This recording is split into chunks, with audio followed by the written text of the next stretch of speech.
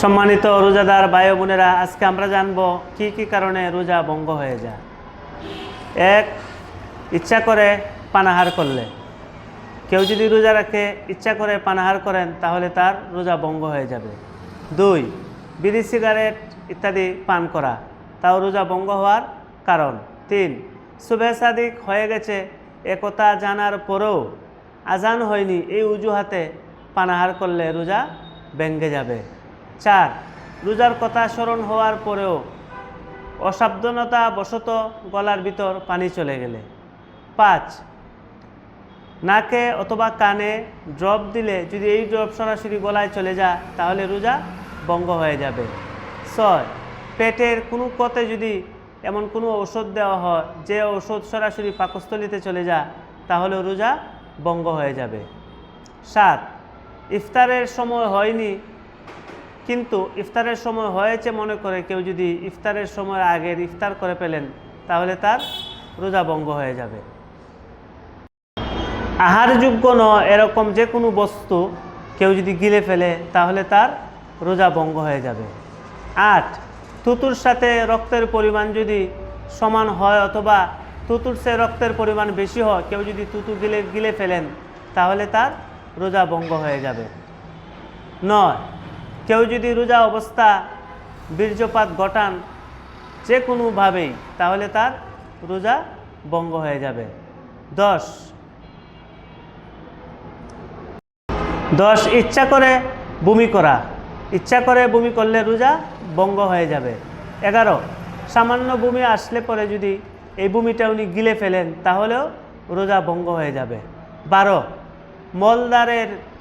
মলদার মানে পায়খানার রাস্তা দিয়ে কেউ যদি পানি অথবা ওষুধ প্রবেশ করান তাহলে তার রোজা ভঙ্গ হয়ে যাবে। 13, সুবহে সাদিক হয়ে যাওয়ার পর অন্ধকার রয়েছে একথা মনে করে কেউ যদি পানাহার করে তাহলেও তার রোজা ভঙ্গ হয়ে যাবে। 13 নম্বর, কোনো মহিলার যদি হায়েজ নেফাস বা মাসিক পিরিয়ড শুরু হয়ে যায় তাহলে রোজা ভঙ্গ হয়ে যাবে। 14 নম্বর, কেউ যদি অনিচ্ছাকৃত বমি করার পর রোজা ভঙ্গ হয়েছে মনে করে যদি আবার পানাহার শুরু করেন তাহলে তার রোজা ভঙ্গ হয়ে যাবে। 15 নম্বর, ভুলবশত কেউ পানাহার করলে পরে তার রোজা ভঙ্গ হয় না, কিন্তু রোজাদার যদি মনে করে আমার রোজা ভেঙে গেছে একথা মনে করে যদি তিনি আবার ইচ্ছা করে খাওয়া শুরু করেন তাহলে তার রোজা ভঙ্গ হয়ে যাবে। 16 নম্বর, কেউ যদি দিনের বেলা স্ত্রীর সাথে যৌন মিলন করেন তাহলেও তার রোজা ভঙ্গ হয়ে যাবে। এই হচ্ছে মোটামুটি আমাদের রোজা ভঙ্গ হওয়ার কারণগুলো। রোজা ভঙ্গ হওয়ার কারণগুলোকে আমরা দুই ভাগে ভাগ করতে পারি। কিছু কারণ রয়েছে যে কারণগুলোর কারণে রোজা ভঙ্গ হবে এবং তার কাজা এবং কাফারা আদায় করতে হবে। আবার কিছু কারণ রয়েছে যেগুলো শুধুমাত্র কাজা করলেই হবে, কাফারা আদায় করতে হবে না। যে সমস্ত কারণে কাজা এবং কাফারা আদায় করতে হয় তার মধ্যে 4টি কারণ। প্রথম কারণ হচ্ছে ইচ্ছাকৃতভাবে কেউ যদি দিনের বেলা পানাহার করেন তাহলে তার কাজও আদায় করতে হবে, কাফারা আদায় করতে হবে। 2, কেউ যদি দিনের বেলা ইচ্ছা করে স্ত্রীর সাথে যৌন মিলন করেন বা স্ত্রী সহবাস করেন তাহলে রোজার কাজও আদায় করতে হবে, কাফারাও আদায় করতে হবে। 3, কেউ যদি দিনের বেলা বিড়ি সিগারেট পান করে তাহলে রোজার কাজও আদায় করতে হবে, কাফারাও আদায় করতে হবে। 4, সুবহে সাদিক হয়ে গেছে একথা জানার পরও আজান হয়নি, এইরকম ভিত্তিহীন অজুহাতে কেউ যদি পানাহার করেন তাহলে সে রোজার কাজও আদায় করতে হবে, কাফারাও আদায় করতে হবে। কাফারা কি?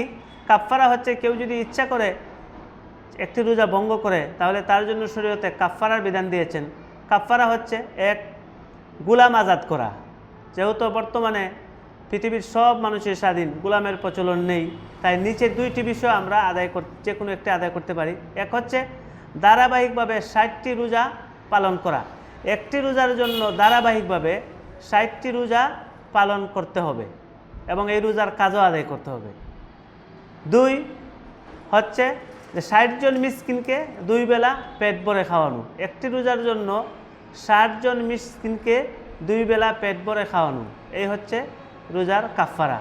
আল্লাহ তাআলা আমাদের সবাইকে রোজার ভঙ্গ হওয়ার বিষয় থেকে দূরে থাকার তৌফিক দান করুন। আমিন।